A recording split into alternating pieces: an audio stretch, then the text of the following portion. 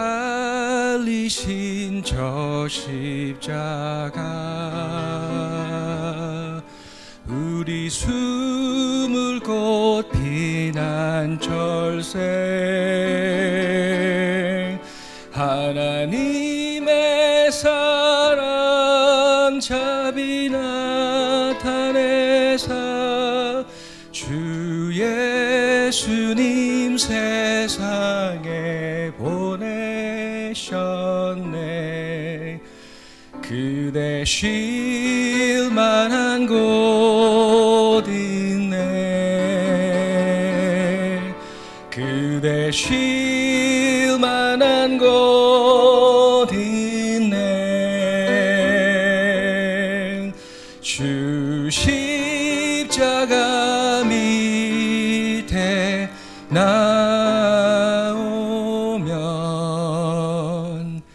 그대 쉴 만한 곳 있네. 주 예수님 흘린 보혈 우리 죄악을 정케하네. 주님 이 시간에 문을 열어놓고 모든 죄인 나오길 기다리네. 그대 쉴 만한 곳 있네.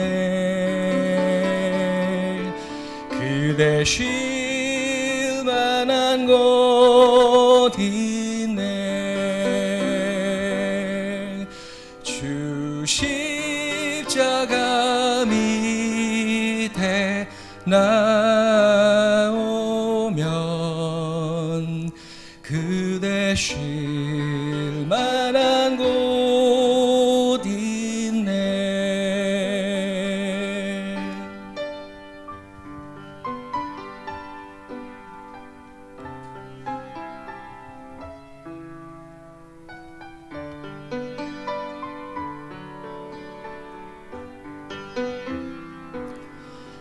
능력 있는 주의 손에 사랑 많으신 그 발 안에 우리 온전하게 모두 다 맡길 때 그 무거운 죄짐을 벗기시네. 그대 쉴 만한 곳 있네. 그대 쉴 만한 곳 있네. 주 십자가 밑에 나오면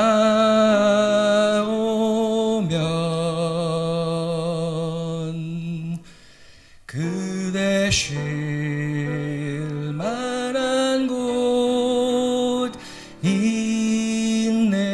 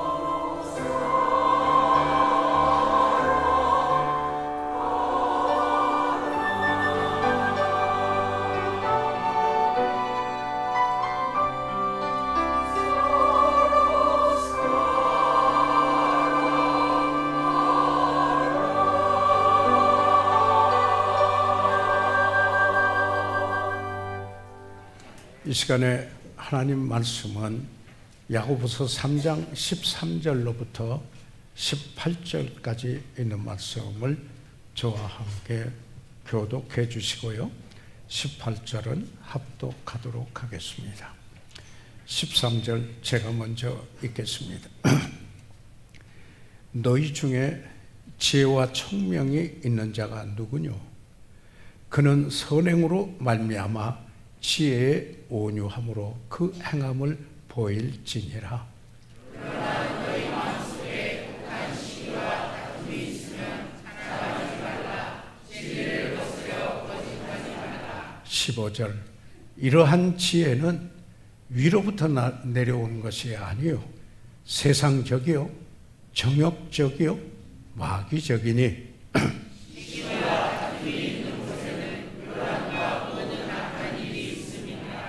17절 오직 위로부터 난 지혜는 첫째 성결하고 다음에 화평하고 관용하고 양순하며 긍휼과 선한 열매가 가득하고 편벽과 거짓이 없나니 18절 다 같이 시작. 하는 자들은 평안하시며 의의 열매를 맺느니라. 살아계신 우리 아버지 하나님, 날씨는 덥지만은 오늘 복된 주일을 맞이하여 하나님께 예배드리기 원하는 귀한 성도들을 주의 전에 모이도록 해주신 아버지의 그 복을 축복으로 인하여 감사합니다. 아버지 하나님, 오늘 예배를 통해서 주의 임재하심을 경험하며 주께서 우리에게 주시고자 하는 교훈을 믿음으로 화답하여 우리의 삶 속에 지혜로 나타나도록 축복해 주시옵소서. 아버지 하나님, 오늘 말씀을 전하는 소정 성령 충만케 하시고 말씀을 받으신 귀한 사랑하는 성도들 주의 영에 충만한 가운데 믿음으로 화답함으로 아버지 하나님, 하나님의 뜻이 이루어져 의의 열매가 맺혀지게 축복해 주십시오. 예수 그리스도 이름으로 기도해 싸움나이다. 아멘. 착석해 주시기 바랍니다.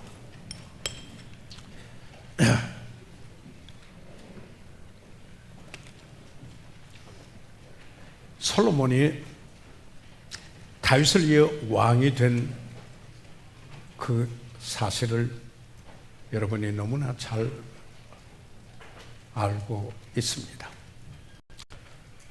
솔로몬은 그때 번제를 1000번 번제를 드렸습니다. 하나님께 번제를 1000번이나 드린 후에, 그런데 그때 하나님께서 이 솔로몬에게 나타나서 이렇게 말씀하셨습니다. 열왕기상 3장 5절에 있는 말씀인데, 내가 네게 무엇을 줄고 너는 구하라. 전무후무한 하나님께서 여기에 솔로몬에게 하신 이 말씀인 것입니다. 지금 여기에 무엇을 구하든지 내게 구하라 하신 이것은 그에게서 아마 가장 필요하고 중요한 것을 구할 수 있는 기회였을 것입니다. 그런데 이때 솔로몬은 이렇게 화답을 합니다. 지혜로운 마음을 주사 주의 백성을 재판하여 선악을 분별하게 하옵소서. 이 기도가 이와 같이 하나님께 구하는 이 사실이, 이 말씀이 주님을 기쁘게 해드렸습니다. 지혜로운 마음을 주사 주의 백성을 재판하여 선악을 분별하게 하옵소서 그랬습니다. 그래서 어떻게 했습니까? 주님께서 그의 구한, 또 주께서 약속하신 대로 그에게 응답해 주십니다. 열왕기상 3장 12절과 13절에 보면은 내가 내 말대로 하여 지혜로운 마음을 주사 주의 백성을 재판하여 선악을 분별하게 하옵소서, 이렇게 말한 내 말대로 하여 내게 지혜롭고 총명한 마음을 주노니 너의 전에도 너와 같은 자가 없거니와 너희 후에도 너와 같은 자가 일어남이 없으리라. 내가 또 너의 구하지 아니한 부와 영광도 내게 주노니 내 평생의 열왕 중에 너와 같은 자가 없을 것이라. 여기에 지혜로운 마음, 이 지혜를 주실 뿐만 아니라 지혜를 구하였는데 하나님의 마음을 기쁘게 해드리고, 그리고 구하지 아니한 부와 영광도 여기에 솔로몬에게 하나님께서 주셨다라고 여기에 주신다, 이렇게 말씀하고 그런 부와 영광을 누렸던 것이었습니다. 사랑하는 여러분, 우리는 성경을 읽어보게 되면 하나님 말씀을 볼 때 사도행전 6장에서 하나님의 일을 맡길 사람을 택하라, 이렇게 말씀하셨을 때 어떻게 말씀하셨습니까? 사도행전 6장 3절에 성령과 지혜가 충만하여 칭찬 듣는 사람을 택하라. 성령 충만하고 지혜가 충만하고 그리고 그 안에서 칭찬을 듣는 사람을 이렇게 택하라고 이야기하고 있습니다. 그러니까 여기에 성령 충만, 지혜로 충만, 그리고 또 주변에서 칭찬을 듣는, 바로 이 듣는 일은 서로 연관되어 있는 것으로 보여지게 됩니다. 특별히 유대인들에게는 이 지혜가 아주 중요한 것이었습니다. 다시 말하면 지식만으로 충분하지 않고 아는 것으로만 충분하지 않고 그 지식을 바르게 사용할 줄 아는 지혜를 높이 샀습니다. 다시 말하면 지식과 지혜를 구분했습니다. 오늘날 참 복잡한 기계 시대에 우리는 살고 있습니다. 그러한 기계를 전문적으로 잘 움직일 수 있는 분, 또는 복잡한 컴퓨터도 이제 잘 사용할 줄 알지만은 자기 생활을 경영할 줄 모르는 사람이 될 수도 있다라고 하는 사실입니다. 저는 오늘도 예외는 아닙니다. 하나님께 기도하였을 때 하나님, 오늘 지혜와 은혜와 권능으로 그리고 성령으로 충만케 해 주시옵소서라고 이렇게 기도하는 이 기도는 제가 거의 매일 빠지지 않고 하루에 몇 번 또는 이렇게 기도하는 여기에 부분이기도 합니다. 잠언 4장 7절에 보니까 지혜가 제일이니 지혜를 얻어라, 이렇게 말합니다. The wisdom is the principal thing 이라고 그랬습니다. 여기 지혜는 으뜸가는 것이다, 가장 중요한 것이다. 그러니까 지혜를 얻어라, 이렇게 이야기를 하고 있습니다. 그러면은 이 지혜를 얻는 데에서 제일 먼저 시작해야 될 부분이 무엇입니까? 그것은 지혜를 구하라. 그렇습니다. 지혜를 구하는 부분인 것입니다. 예. 지식은 쪼개는 것이라고 디바이드 하는 거라고 말할 수 있겠죠. 예를 들자면 말씀을 잘 쪼개는 분이다 이렇게 이야기하지 않아요? 예, 그게 장막 만드는 일을 하였던 바울 또는 브리스글라와 아굴라 같이 통업했던 그 장막을 이 짐승의 가죽을 잘 알맞게 자르었을 때 그 단어에서 나온 말입니다. 그러나 지혜는 이걸 잘 붙여서 잘 자를 줄도 알지만은 이걸 잘 붙여서 여기에 우리의 삶에 유익이 되도록 잘 만드는 것. 다시 말하면은 지혜는 지식이 우리의 삶에 유익이 되도록 잘 적용시킬 수 있는 능력이다. 이렇게 말씀을 드릴 수가 있겠습니다. 그래서 지혜는 그리스어로 헬라어로 소피아입니다. 그래서 라틴어 계통에서도 이 소피아라고 하는 배우의 이름을 붙이는 이런 경우도 있습니다만은 이 말이 지혜다, 지혜라는 말입니다. 그래서 그런데 이 말은 도덕적인 통찰과 함께 삶의 실제적인 문제에 적용하는 기술이다. 이다라는 뜻을 지니고 있는 여기에 단어입니다.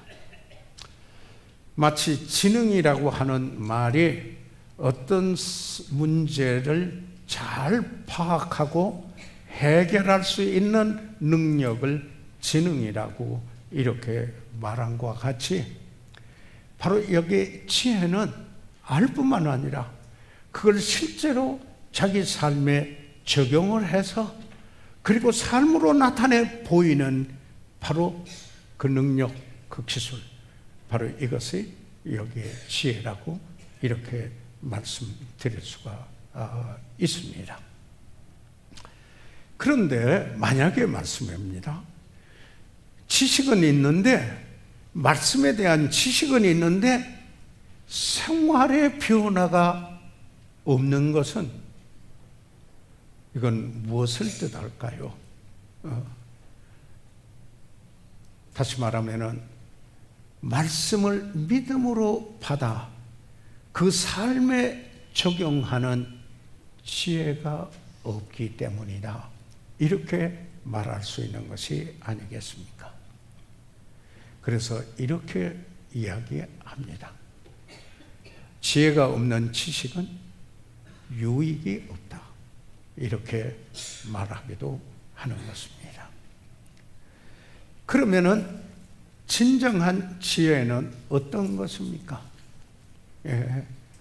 그래서 오늘 저는 이 본문의 말씀을 통하여서 교훈을 얻고자 합니다. 크게 나누어서 위로부터 나리는 지혜, 그리고 위로부터 오는 지혜가 아닌 다른 지혜, 지금 이 본문에 그렇게 말씀하고 있는데 거기에서 오늘은 지금 이 교환은 여기에 이 두 가지 지혜를 다 말씀을 드렸습니다만은 오늘 아침에는 먼저 여기에 위로부터 나린 지혜가 아닌 다른 지혜, 그것을 먼저 생각을 하고, 그리고 다음 주일날 주의 뜻이면은 저희들 이어서 위로부터 나리는 지혜는 무엇인가를 함께 생각을 해 보고자 합니다. 첫째로 야고보서 3장 15절에 있는 말씀을 보시고요. 여기에서 한번 같이 성경 구절이 떴는데요. 같이 한번 읽어 보시도록 하겠습니다. 시작. 이러한 지혜는 위로부터 내려온 것이 아니요 세상적이요 정욕적이요 마귀적이니 이렇게 이야기를 했습니다. 그런데 이러한 지혜는 위로부터 내려온 것이 아닌 지혜가 있다. 지혜라고 말하지만은 이것은 위로부터 내려온 지혜가 아닌 그런 지혜가 있다. 이것을 다른 말로 말하면은 인간의 지혜라, 인간적인 지혜라, 이렇게 말씀을 드릴 수가 있겠습니다. 그런데 여기에서 그 특징을 세 가지로 말하고 있습니다. 세상적이요, 그리고 정욕적이요, 마귀적이다. 이렇게 여기에 말씀하고 있습니다. 여러분, 이 세 가지는 이렇다면은 그리스도인의 삶을 파괴시키는 3대 적이라고 이렇게 영성학자들은 이야기를 하고 있습니다. 그러면 세상은 뭔가요? 하나님을 제외시킨 인간의 문화, 사회 체제를 세상, 하나님께서 너희는 세상을 사랑하지 말라. 하나님이 세상을 사랑하사 독생자를 주셨으니 그 세상은 인류이지만, 온 인류지만 이 세상, 하나님이 사랑하지 말라는 이 세상, 그것을 여기서 의미하고 있습니다. 하나님을 배제시켜, 하나님이 없어요. 하나님이 없어요.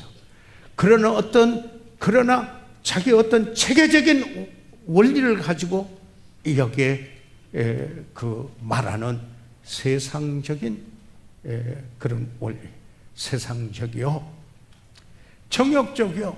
어떤 게 정욕적입니까? 자기의 타락된 성품에서 나오는 여기에 방종하고자 하는 욕망, 바로 이런 것이 아닙니까?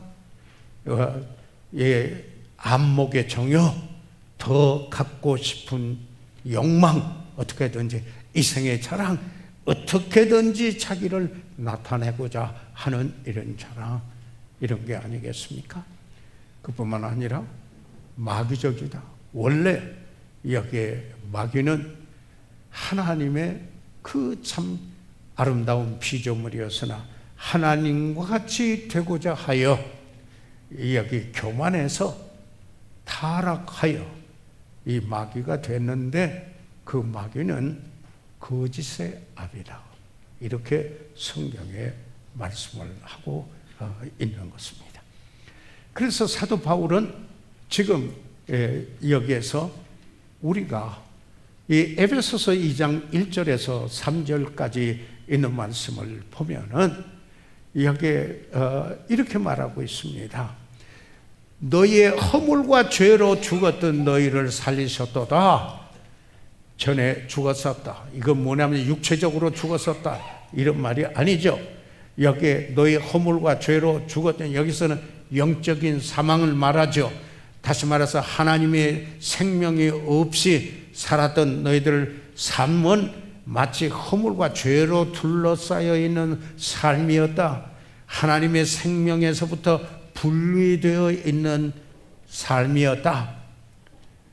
그런데 살렸다. 하나님의 생명을 얻게 됐다. 이렇게 이야기를 말씀하고 있습니다. 예수 그리스도께서 십자가에서 피 흘려 우리 죄를 대속하시고 죽으셨다가 성경대로 사흘 만에 부활하신 예수 그리스도를 믿는 그는 죄사함을 받을 뿐만 아니라 영생을 선물로 얻고 또한 하나님으로부터 의롭다함을 얻는 것이었습니다. 그런데 여기에 그때 다시 말해서 살기 전에, 생명을 갖기 전에 영적으로 죽어 있었을 그때에 어떠했는가? 너희가 그 가운데서 행하여 이 세상 풍속을 쫓고, 일이 나옵니다. 세상적이요, 꼭 같습니다. 여기에 야고보나 여기에 사도 바울이 말하는 것 같습니다. 그러니까 세상 풍속을 쫓고, 이 말은 뭐냐? 세상의 원리를 따라가는 삶을 살았고, 이렇게 하면 세상이 하는 대로 그렇게 살아갔고, 언제? 생명 얻기 전에 그랬다고 여기 말씀하고 있습니다. 그리고는 공중의 권세 잡은 자를 따랐으니, 공중의 권세 잡은 자가 누구죠? 마귀 아닙니까? 그의 그 통치, 그러니까 이 마귀의 권세 아래 여기에 붙잡힌 삶을 살았던 것입니다. 그래서 이 마귀에 의하여서 시험을 받고 넘어지고 이런 일을 구원받기 전에는 이것이 우리들의 삶의 특징이었었습니다. 오히려. 그래서 곧 지금 불순종의 아들들 가운데서 여기에 불순종이라, 그런데 아들, 그런데 그 가운데서 역사하는 영, 그게 마귀인데, 바로 뭐냐면은 믿음, 이거 믿음과 순종은 여기에 그 어원이 같습니다. 그래서 믿지 않은 것을 불순종으로 번역한 데가 있습니다. 요한복음 3장 36절에. 그러나 영어 성경에는 믿지 않은 자는 이렇게 또 영어 성경에는 번역이 되고 있습니다. 그러니까 불순종의 아들들, 구원받지 않은 사람들, 하나님의 말씀에 대해서 전혀 관심도 않고 순종하고자 하는 마음도 없고 그 말씀을 믿어서 여기에 순종하지 않은 것. 예배자의 특징은 하나님을 만나 하나님께 순복함으로 그 삶에 변화가 오는 것이 예배자인데, 전혀 순종하고자 하는 이런 것이 아니라는 겁니다. 그들 가운데 역사하는 게 마귀라는 겁니다. 마귀가 그렇게 역사한다라는 이야기입니다. 그 영이랍니다. 그래서 저기 또 이야기합니다. 바울의 수로입니다. 전에는, 이제는 했다가 전에는, 구원받은 이제는, 그랬다가 구원받기 전에는, 이런 수를 씁니다. 우리도 다, 바울 자신도 포함해서, 에베소에 있는 성도들도 다 포함해서 우리도 다, 사랑하는 여러분과 저도 포함돼서 다 그 가운데서 우리의 욕심, 육체의 욕심을 따라 지나며 우리의 삶의 동기가 여기에 죄성에서 나오는 그 방종하고자 하는 욕망, 더 갖고자 하는 욕망, 더 자기만 나타내고자 하는 이런 욕망에 따라서 이 죄성의 지배를 받고 사탄이 유혹하여 이 죄성을 부추기면은 거기에 따라서 여기에 지내왔던 삶이 우리가 전에 그런 삶이었다. 이렇게 여기에 말씀을 하고 있는 것입니다. 다시 말하면은 육체의 마음에 원하는 것을 하여 다른 이들과 같이 본질상 진노의 자녀였더니, 그러니까 뭐예요? 육체와 마음에 원하는 것입니다. 그러니까 자기 자신의 자아, 그게 이렇다면은 우리 구원받고 난 사람, 우리들의 삶의 그 특징은 하나님의 뜻을 구합니다. 그런데 그런 거 전혀 없습니다. 오히려 죄성에 있었던 타락된 거기에서 나오는 생각, 그 마음, 그 원하는 것, 그것을 추구합니다. 그래서 다른 이들과 같이 본질상, 전에는 본질상 by nature, 본래 그 말이죠. by nature 진노의 자녀였더니 진노를, 하나님의 진노를 받아 마땅한 사람들이었다. 진노의, 하나님의 진노에 여기에 그 속에 받아 사람들이었다. 이렇게 여기에 이야기를 하고 있습니다. 바로 우리가 구원받기 전에 우리의 소위 지혜는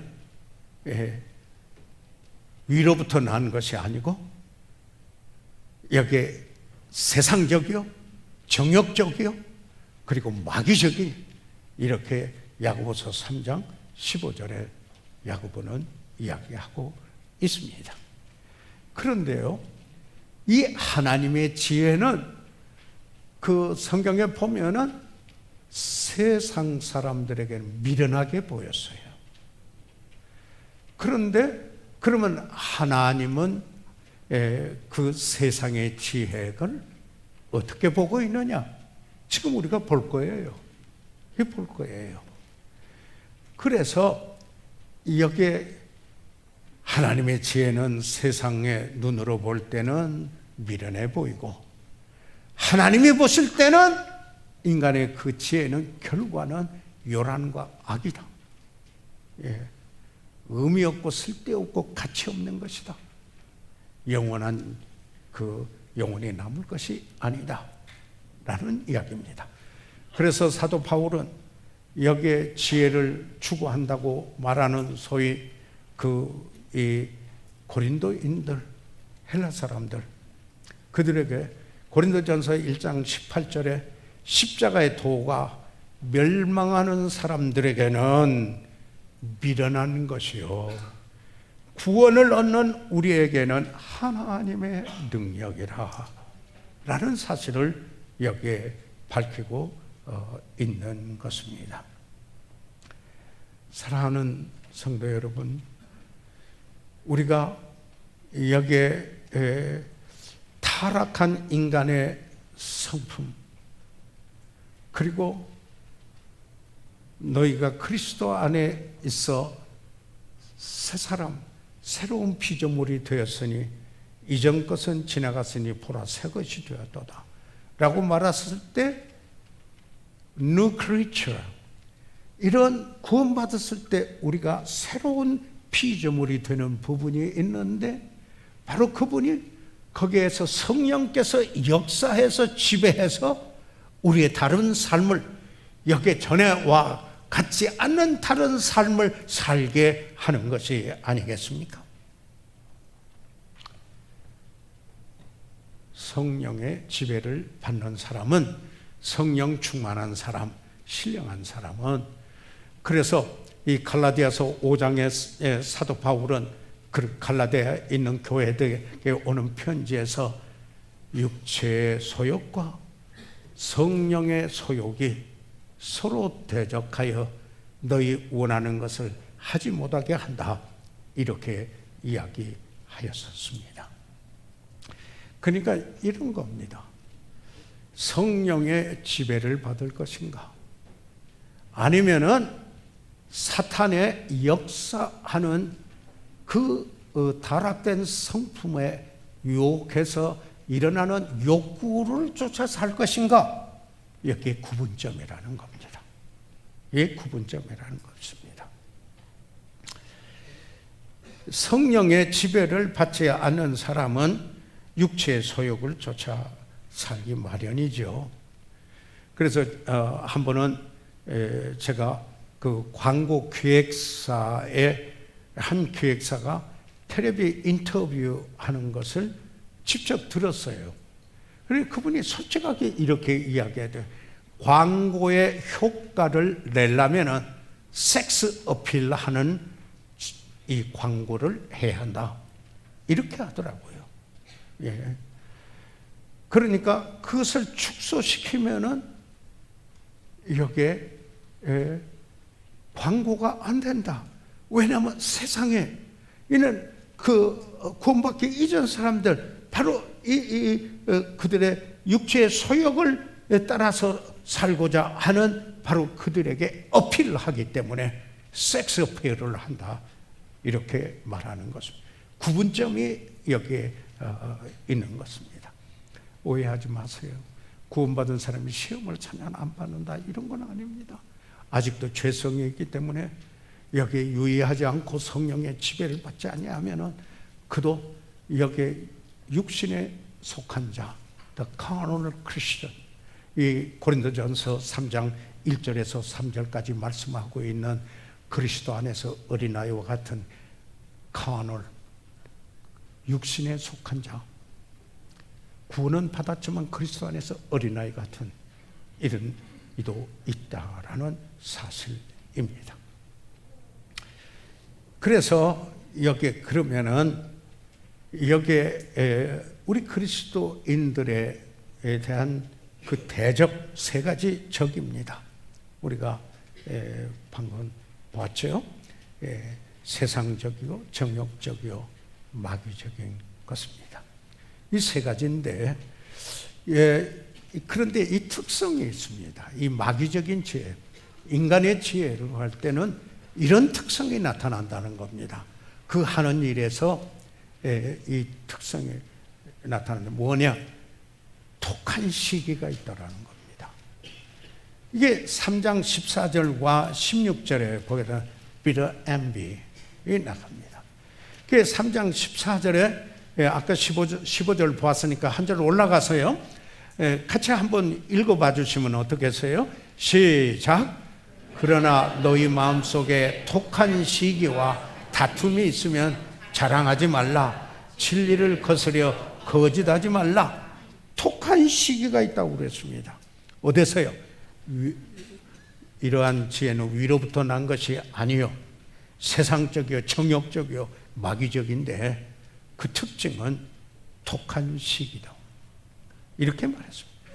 그리고 한 절 더 뒤에서 16절 야고보서 3장 16절에 같이 한번 또 읽어보시죠. 시작. 시기와 다툼이 있는 곳에는 요란과 모든 악한 일이 있습니다. 시기와 다툼이 있다. 그런데 그 결과는 요란하고 그리고 악한 일이 있다, 이렇게 이야기를 하고 있습니다. 자, 다시 돌아가서 첫 번째 특징으로 시기, 독한 시기가 있다. 뭐예요? 위로부터 오는 지혜가 아닌 것, 인간의 지혜, 마귀적이고 정욕적이고 그리고 세상적인 그 지혜의 특징은 아주 독한 시기가 있어요. 이것은 다른 사람이 축복을 받았거나 다른 사람이 무엇을 가지고 있거나 이것은 축복하거나 기뻐하지를 않아요. 내가 가져야 할 것을 저 사람이 가졌다, 이렇게 생각을 해서 독한 시기로 증오하게 돼요.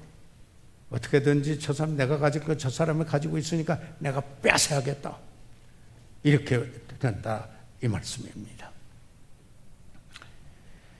그러니까 다른 사람이 누리는 것을 축복하거나 같이 기뻐해 주지를 못하는 이런 삶이 돼요.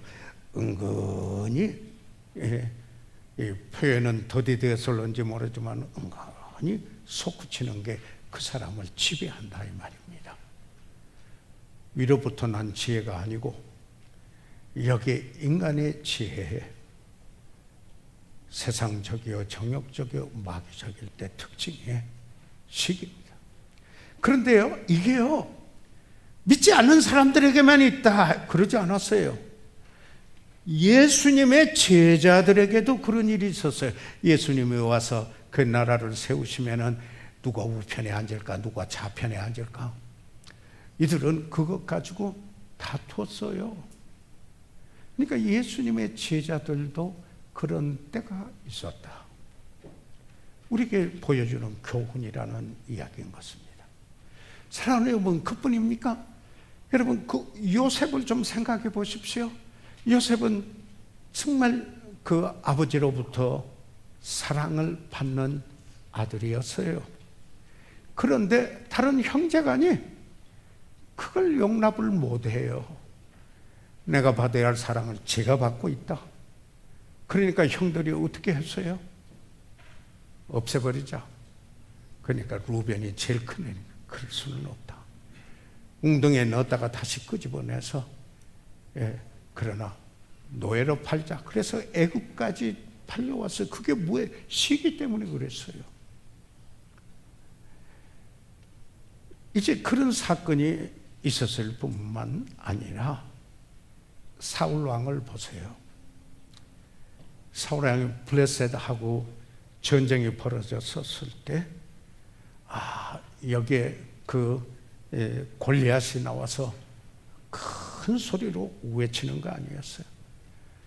이스라엘이 일종의 공포증에 걸려같이 떨고 있었어요. 누가 대항할 사람이 없었어요.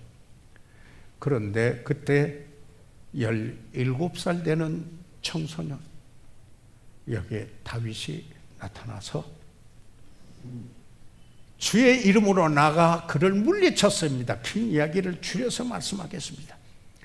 그런데 사람들이 이야기하는 사울이 죽인 자는 천천히요, 다윗이 죽인 자는 만만이다, 이렇게 생각하니까 무슨 생각을 하냐면, 다윗이 이제는 내가 왕되어 있는 자리를 그가 차지하고 그 자리뿐이 더 원하는 게 뭐 있겠는가 생각을 해가지고 어떻게 합니까?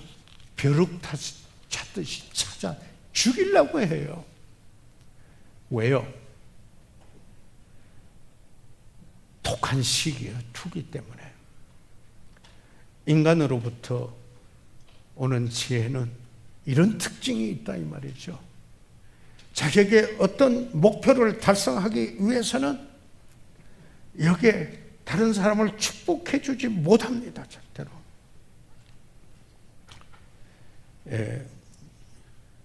찰스 스퍼전 목사님이 유명한 설교자입니다. 저도 찰스 스퍼전 목사님의 설교집 전집이 거의 제 서재에 있습니다. 그 사모님이 그 출판을 했어요. 출판을 해서 그때 그분의 설교집을 읽어보지 않고 설교자가 어떻게 설교하느냐 이런 말도 있었어요. 그래서 그냥 세트로 하나 사서 제 서재에 지금도 있고, 그래서 그분 설교를 참고를 했어요. 그런데 그게 영국에서 그 침례 교회 목회로서 그 명성이 영국뿐만 아니라 전 세계에 두루 퍼졌었어요. 그런데 그 스퍼전 목사님 말고 그 웨스트민스터의 교회에서 목회하고는 캠벌 몰건이라는 목사님이 대단히 유명했어요. 이렇게 보면 강의 설교를 하려면 그분 책을 좀 참고하라. 그래서 그분 강의 익스포지션이에요. 그 책을 정권을 여러 권으로 되어 있는데 샀어요. 사서 제 서재에 있어요. 그런데 또 한 분 거기에 유명한 목사가 있었는데 F.B. 마이어 이분이에요. 그리스도교회 목사님이었는데 이분도 유명한 분이에요. 그래서 이 초창기나 이분 책이 나오면은 무조건 가서 제가 샀어요. 그 영어로 된 건 우리말로 된 건 간에 이제 그렇게 샀는데, 이 세 분 사이에 이 스퍼전 목사님의 교회는 부흥이 되고, 그리고 캠벌 몰건 목사님의 교회도 부흥이 되는데, F.B. 마이어 목사님 유명한 목사예요. 다 교회사에 큰 영향을 끼친 분들이에요. 오래전 분도 아니에요. 이런 분인데 도저히 생각을 하면은 시기가 생긴 거예요. F.B. 마이어 목사님에게 그런 시기에서 그런 거예요. 그래서 여기에 그 기도를 했어요. 그분의 고백이에요. 여기 F.B. 마이어 목사님의 고백입니다. 기도를 했어요. 기도를 했는데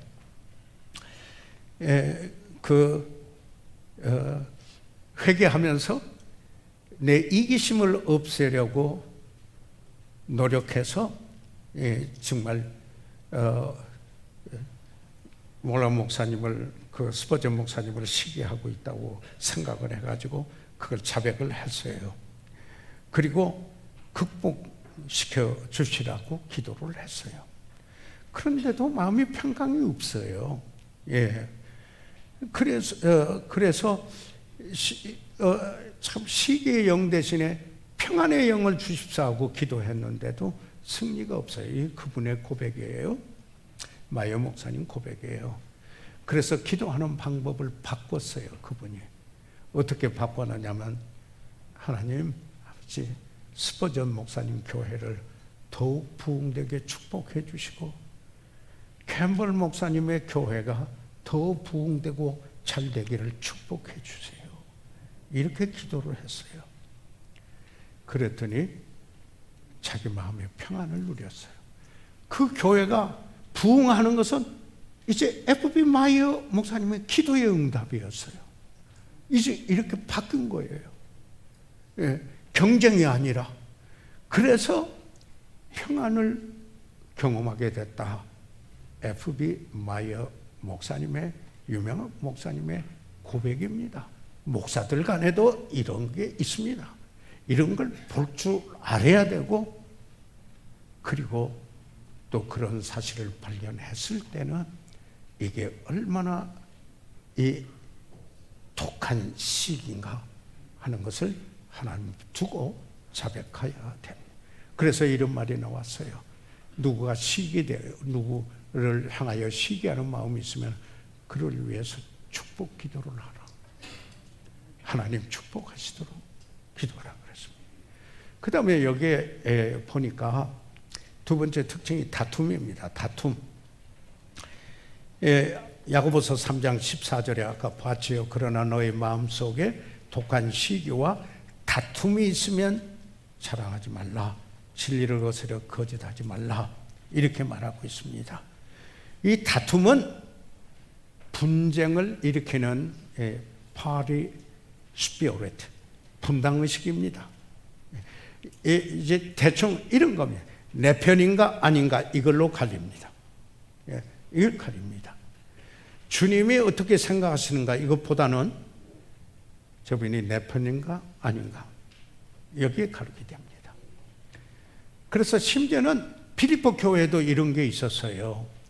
그래서 빌립보서 2장 3절에 바울이 아무 일에든지 다툼이나 허용으로 하지 말고 오직 겸손한 마음으로 각각 자기보다 남을 나게 여기라.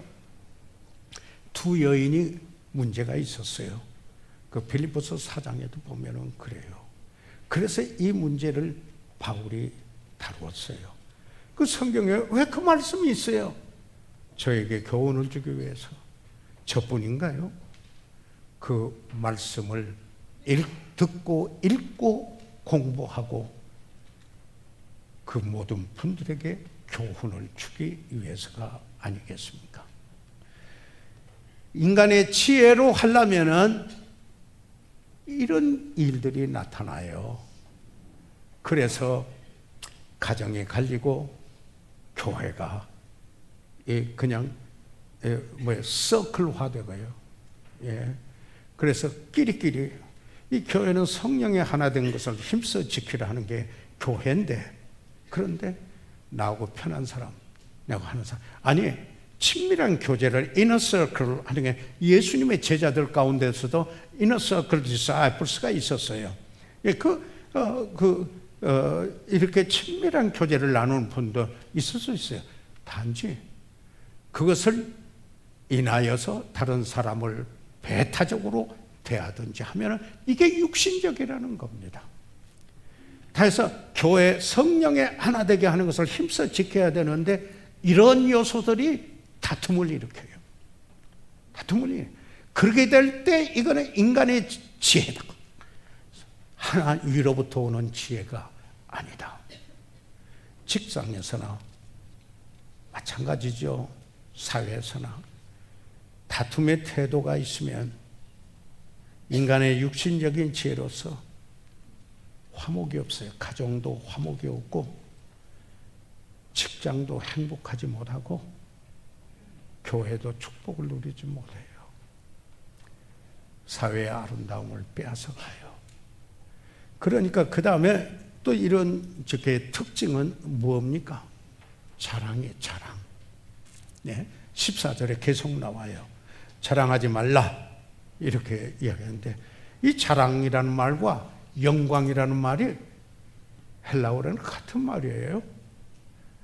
그래서 영어로도 glory not 하지 말라. 그러나 다른 데서 또 뭐라고 해요? Do not boast about it.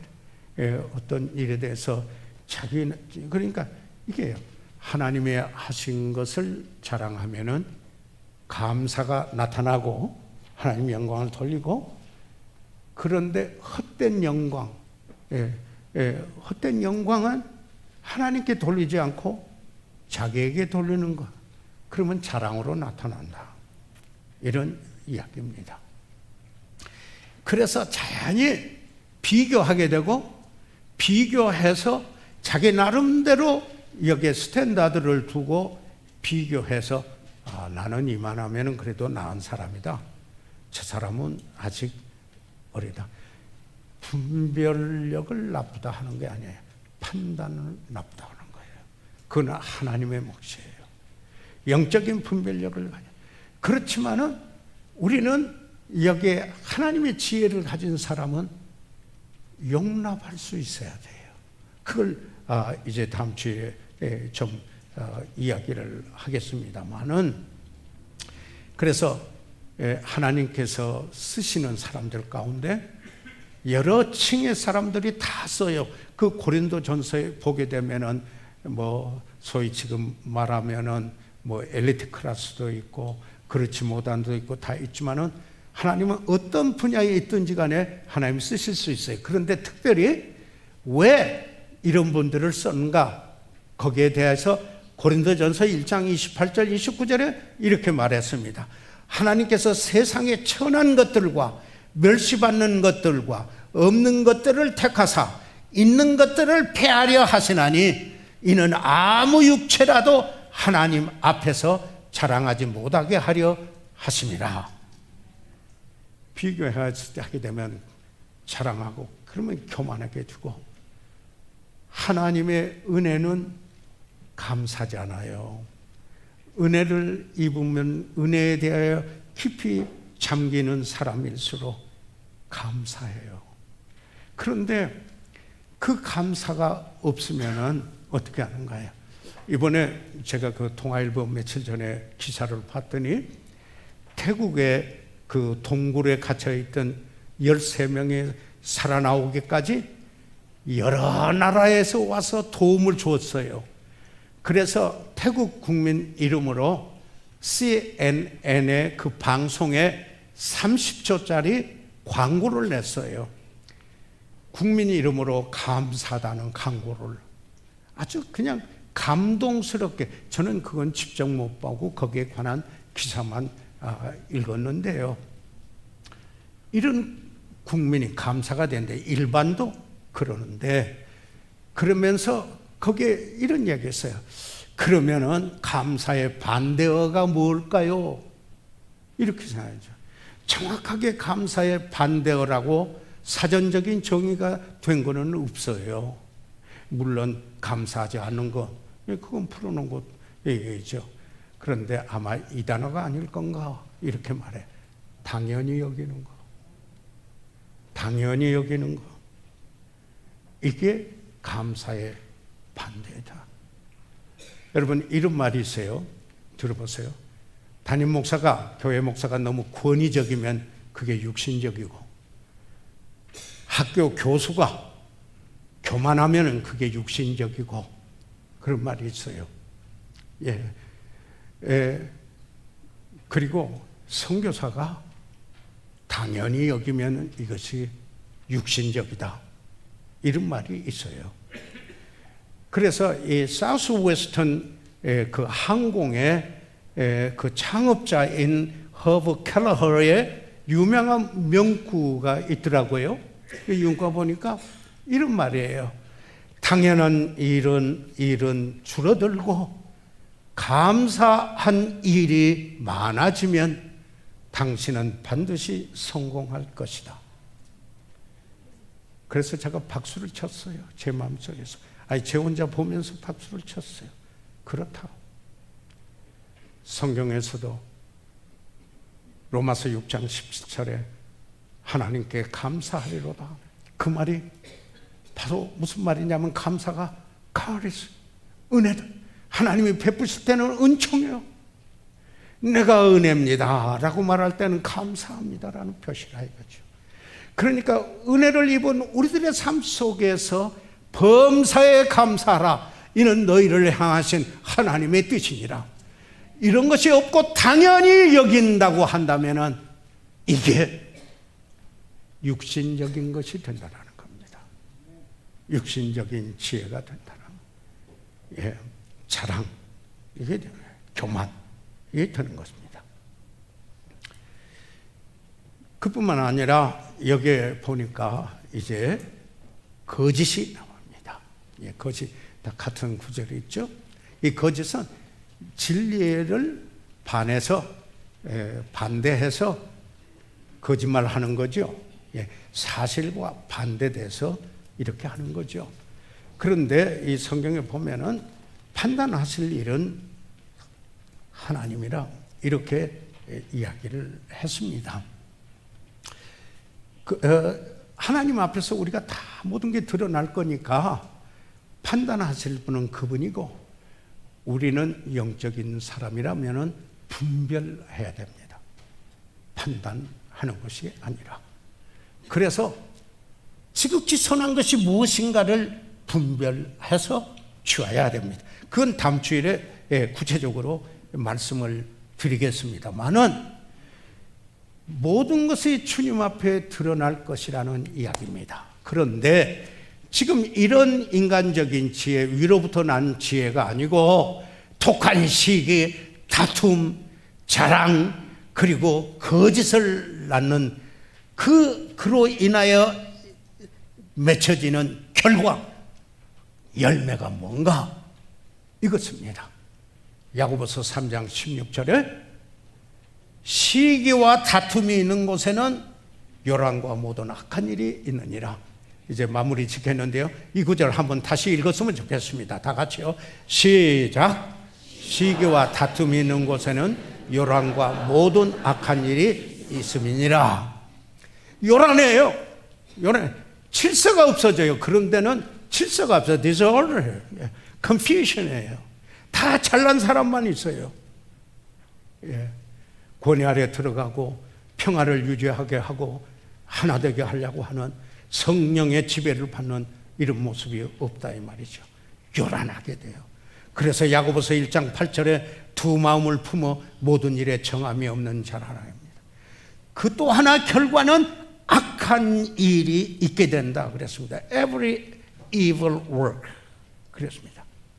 그러니까 결과적으로 every evil practice, 그러니까 하나님의 시각으로 볼 때는 가치가 없는 것을, 그러니까 어떻게 보면은 이기적이고 그리고 자기중심적이고, 그런 데서 여기에 인간적인 지혜로 말미암기 때문에 그 결과가 어떤 일인가? 가치가 없어요. 일시적인 척에는 덜났지만은 영원한 견지에서 볼 때는 가치가 없어요. 요란하고 가치가 없어요. 그래서 위로부터 나는 지혜는 무엇인가? 다음 주일에 여러분에게 말씀드리겠습니다. 이 시간 다 같이 일어나셔서 머리 숙이시겠습니다.